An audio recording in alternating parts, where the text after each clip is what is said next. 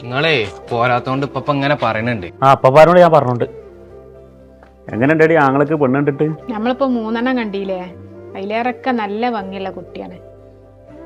കണ്ണൊക്കെ നല്ല രസമുണ്ട് കാണാന്, നല്ല നിറവുണ്ട്. എന്നിട്ട് എന്തായി, ഓന് ഇഷ്ടപ്പെട്ടില്ലേ? ഓന് നല്ല ഇഷ്ടപ്പെട്ടു. എന്താ കുട്ടീനെ കാണാന് അറിയങ്ങള്, നല്ല മുടിയൊക്കെ ഉണ്ടായിട്ട്. അതിലൊന്നും വലിയ കാര്യമൊന്നുമില്ല. ആ കുടുംബത്തേക്ക് ആ പെണ്ണ് വന്ന് കഴിയാലേ ഓളെങ്ങനെ പെരുമാറുന്നു, ഓൻ തിരിച്ചെങ്ങനെ പെരുമാറുന്നു, അതുപോലെ ഇരിക്കും അവൻ്റെ ജീവിതമൊക്കെ പിന്നുള്ളത്. അവൾക്ക് വലിയ നിറണ്ടായതുകൊണ്ടോ അല്ലെങ്കിൽ കുറേ മുടി ഉണ്ടായതുകൊണ്ടോ കണ്ണ് നല്ല ചൊറുക്കുണ്ടായതുകൊണ്ടോ അതുകൊണ്ടൊന്നും ഒരു കാര്യമില്ല. കുടുംബജീവിതത്തിൽ പെരുമാറ്റം അതാണ് ഒരു പെണ്ണിൻ്റെ ഏറ്റവും നല്ല.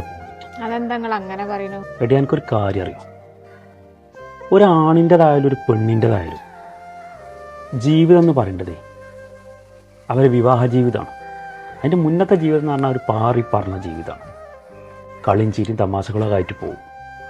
കുടുംബജീവിതത്തിൽ കിടക്കുമ്പോഴേ വലിയ റിസ്ക്കുള്ള കാര്യമാണ്. അതുപോലെ ടേണിങ് പോയിൻ്റാണ്. ആ ജീവിതം നന്നായാലേ അവരുടെ ജീവിതം മുഴുവൻ നന്നാവും. ആ ജീവിതം മോശമായാലേ പോലെ ജീവിതം ഫുള്ള് കോഞ്ഞാട്ടയാവും. ചിലപ്പോൾ രക്ഷപ്പെടും, ചിലപ്പം പറ്റടി പോവും. ഓൾക്ക് കിട്ടുന്ന ജീവിത പങ്കാളിനെ പോലെ ഇരിക്കും ഓലെ വിവാഹ ജീവിതം. ഈ വിവാഹ ജീവിതം എന്ന് പറഞ്ഞാലേ ഒരു ചൂതാട്ടം പോലെ. നിങ്ങൾ വലിയ ഡയലോഗൊന്നും അടിക്കണ്ട. നിങ്ങൾ ഇന്നെ കല്യാണം കഴിച്ചിട്ട് നിങ്ങളെ ജീവിതം നശിച്ചു പോയോ? ഞാൻ എന്നെ കല്യാണം കഴിക്കുന്ന സമയത്ത് എൻ്റെ കയ്യിൽ 1 സെൻറ്റ് ഭൂമി പോലും ഇല്ല. ഇന്നിപ്പോൾ കല്യാണം കഴിഞ്ഞിട്ട് 20 വർഷമായി. കയറിക്കെടുക്കാൻ നല്ലൊരു വീടുണ്ട്. മക്കളെ പഠനം സുഖസുന്ദരമായിട്ട് നമ്മൾ നടത്തുന്നുണ്ട്. ഒരു ബുദ്ധിമുട്ടില്ലാതെ എല്ലാ ചിലവും കഴിഞ്ഞു പോകുന്നുണ്ട്. അങ്ങനെ ഇവിടെ വരെ എത്തിയതേ എൻ്റെ ഒരു കഴിവുകൊണ്ട് മാത്രമൊന്നുമല്ല. നമ്മളെ മനസ്സിലാക്കേണ്ട ഒരാൾ, നമ്മളെ അറിഞ്ഞ് ജീവിക്കേണ്ട ഒരാൾ ഒപ്പമുണ്ടായതുകൊണ്ടാണ് ഇവിടേക്ക് എത്തിയത്.